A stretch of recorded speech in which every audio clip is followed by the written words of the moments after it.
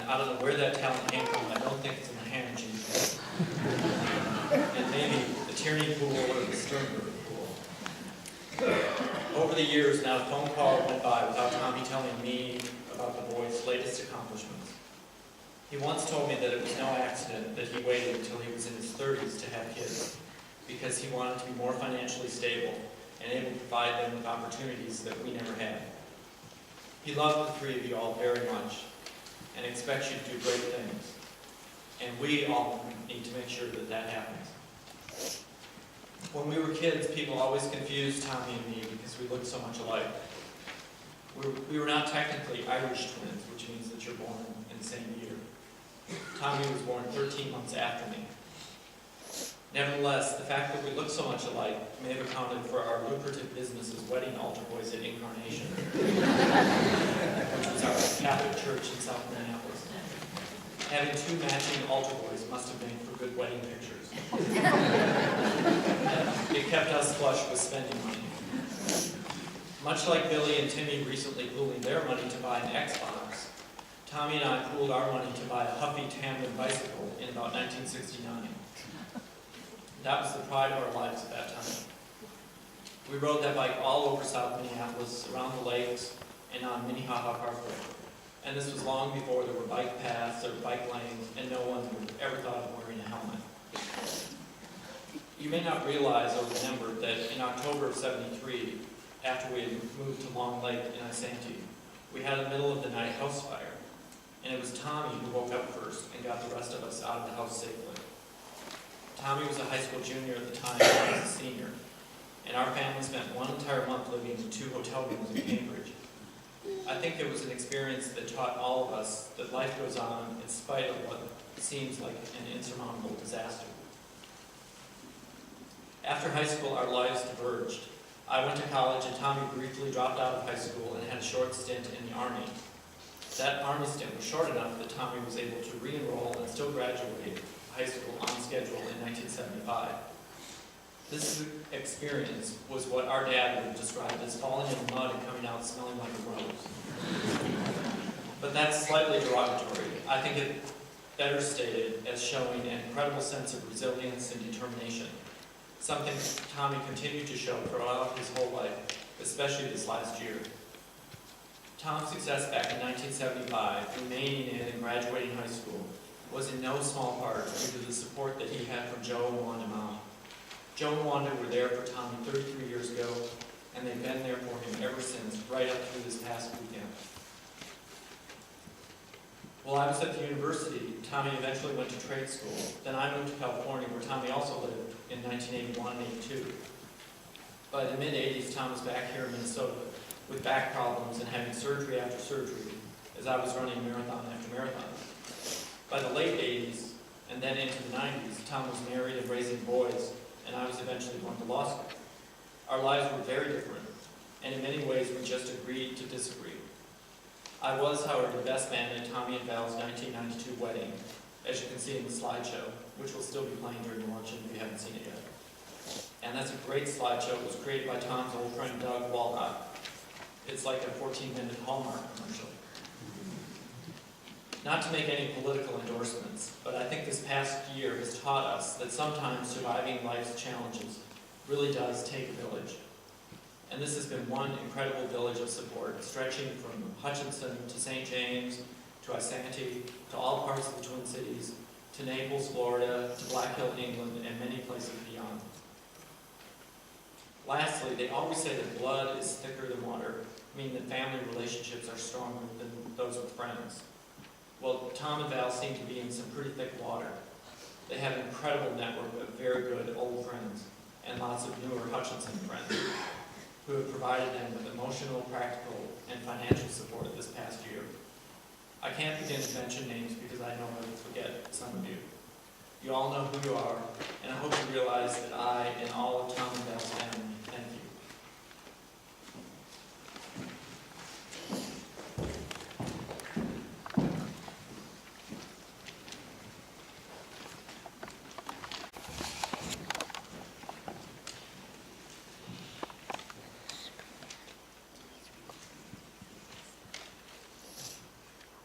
Tom, I put them on.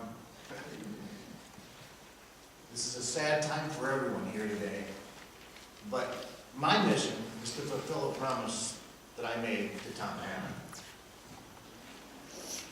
I'm a friend of Tom Hanna's that dates back almost 30 years.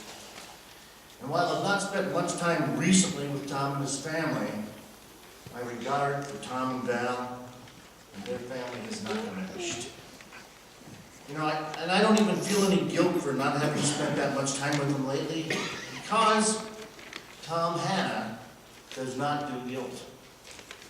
He doesn't give it, he never took it, but he always enjoyed whatever he could get from people. And he always invested in them heavily. The friendships that he invested in is all manifested right here before all of us. And this is Tom's tribute. Kind of defines the ideal friend, doesn't it? So, a few months ago, Tom cornered me in his living room away from everybody, from friends and well-wishers, to confer with me. Carly said, "You have to do something for me." You know, Tom could turn a question into a commitment before you ever even knew what hit you. "Sure, buddy," I said, "what is it?" Carly said, "When I'm gone, you have to tell my story to the people." Of course, this is a request. You know, and it's an honor that you cannot deny an old friend, especially when one is staring at you and his mortality at the same time. So I thought, gosh, standing in front of all these people, this is going to be really tough. But you know, Tom faced so many tougher things his whole life. And when you get to talk about somebody as neat as Tom, it's not difficult at all. So, my take on Tommy, and this is my take, is still probably not so different from what most people will say about him. You know, the first time I met Tom took place back when I was joining the technical team at Nord Photo Engineering, 1979 in downtown Minneapolis, a scary new place for me. Downtown, new people, new stuff. And out of the crowd came this young, exuberant, obviously knew what he was doing kind of guy, and he took me by the hand. Of course, I was 4 years older and a little more educated. It didn't matter. You know, he treated me not like a competitor, but like a teammate the first minute I met him. What Tom did for me back then is something that will stick with me the rest of my life and has helped me become who I am. Tom, the teacher. Tom will always be the teacher for me, and I bet that everybody here can draw inside and say, Tom is the ultimate teacher. You know, he went out of his way to teach me about electronics, way better than any classroom knowledge I ever got. He taught me how to get there in a hurry, to be the hero on equipment, to make customers feel good. But Tom also taught me where the best parking spots were in downtown Minneapolis. He also taught me where the 25-cent drinks were at Williams Pub. He also taught me about the free, lavish hot dog buffet. I mean, Tommy, you are worth an awful lot to me. You know, the very first time I went to California, Tom picked me up at LAX. He taught me how to get in and out of the freeway system without having a nervous breakdown. And he also taught me, in the middle of the most stressful moments of my life, when to step back, take a minute, step outside, and smoke a cigarette and relax a second. God bless you, Tommy Hanna. So, well, Tommy taught me many things. The biggest thing he taught me was the importance of other people.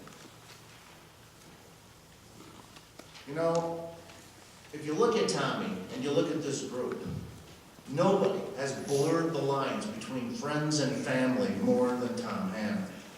When I was first getting to know him and I would go over to his apartment in South Minneapolis, I was never sure who was family and who were friends. It just didn't seem to matter with Tom. You know, those kinds of values are something that I've treasured to this day. and I didn't realize where they came from until I had to sit down and put it on paper. The story of Tom Hanna is so full and so rich of loving characters that we all have to smile, and I dare you to try to say Tom and not say and Val. Tom and Val, what a team. How good they've always looked together, how good they always make us all feel when we're together with them. And how incredible that Tom should ever find a woman as beautiful as Val, and that they could take each other and make the world such a better place. Yeah, Tommy, what a story, man. I am just so happy to be a part of the story, as small as the part might be.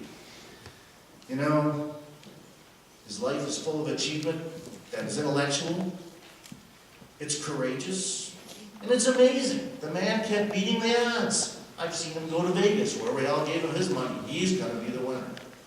And I've seen him go to the hospital, the Mayo Clinic, and beat all their odds. He just keeps doing it, doesn't he? And so I get to be a part of this, and you are all part of this story. And I think we all need to feel happy and feel honored that we all contribute to the Tom Hanna story.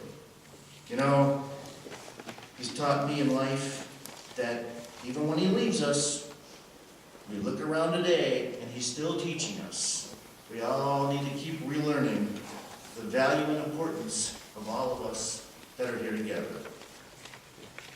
And so, you know, Tommy's story can go on, but his best new chapters are called the Brian chapter, the Billy chapter, and the Timmy chapter.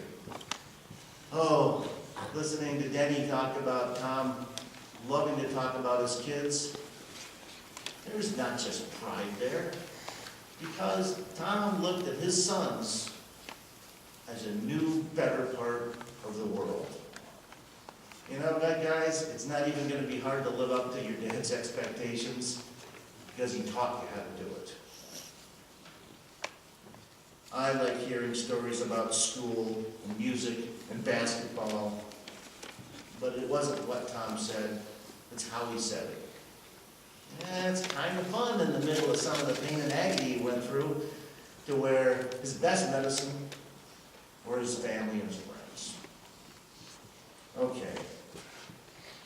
Tom never said anything was ever misspoken. There were no fights. Those kids always got along. Tom also taught me it's okay to tell a fib every now and then, just to make everybody feel. So, while Tommy taught us that we can overcome so much, and the tales that I can tell you are endless, the single flash for me of Tommy is him walking up my driveway on a hot summer night, carrying a cooler, and I'm not going to tell you what was in it, but it was only a few months after the Mayo Clinic had told him he would never walk again. When I asked him how in the world he pulled this off, all he could say was, "I'm not going to miss one of your great parties." Wow. You know, they say some people can make lemonade out of lemons. Tommy made fine wine from old potatoes. And we all got to share from his cup of wine. So Tommy, thanks for letting me tell your story. For letting me be a very small part of this giant story, and for your guidance and friendship. I could spend 12 hours up here trying to do justice to all the versions and chapters, but you'd probably strike me with lightning. But I will request that we all continue this story. I know I want to do my best to make this a happy ending to a very sad day. And we can all do it because Tommy the teacher has taught us that we have to live as best as we can, to make wine from old potatoes, and that the trinket and the secret is not what you're doing, but with whom. Tommy, you're always going to be with us as long as we remember these things. Thanks, buddy.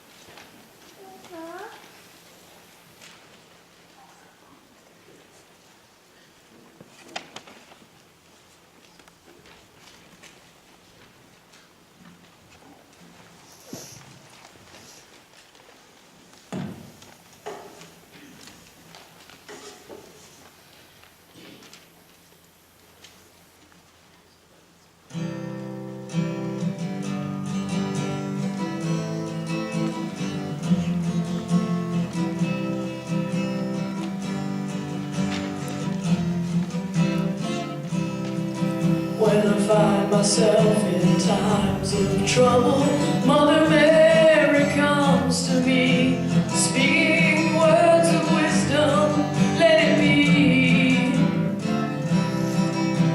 And in my hour of darkness, she is standing right in front of me, speaking words of wisdom, let it be. Let it be, let it be, let it be, let it be. Whisper words of wisdom, let it be. And when the broken-hearted people living in the world agree, there will be an answer, let it be. But though they may be parted, there is still a chance that they will see. There will be an answer, let it be. Let it be, let it be, let it be, let it be. There will be an answer, let it be. Let it be, let it be, let it be, let it be. Whisper words of wisdom, let it be.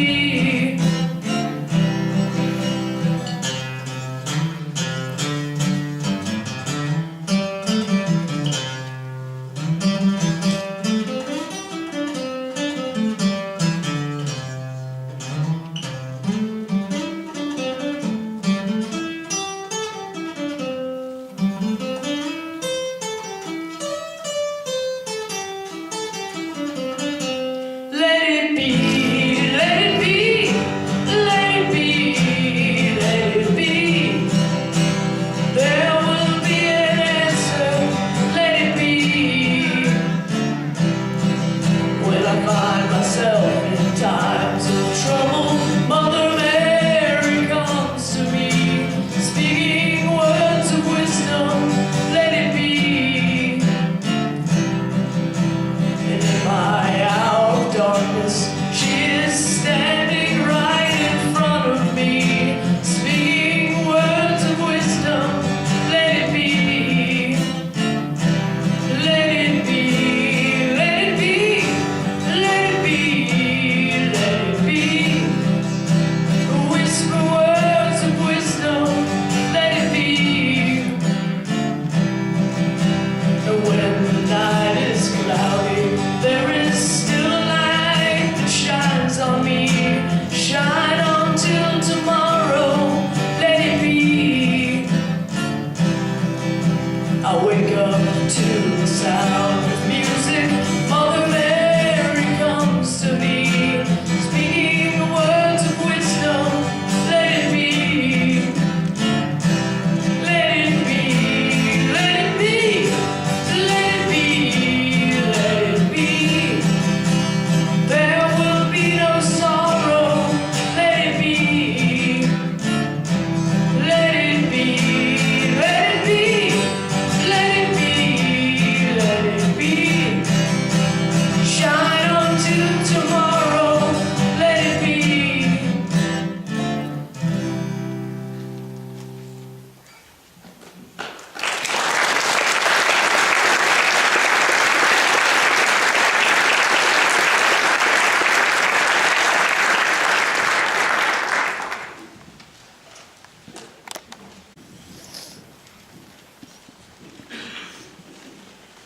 It's weird.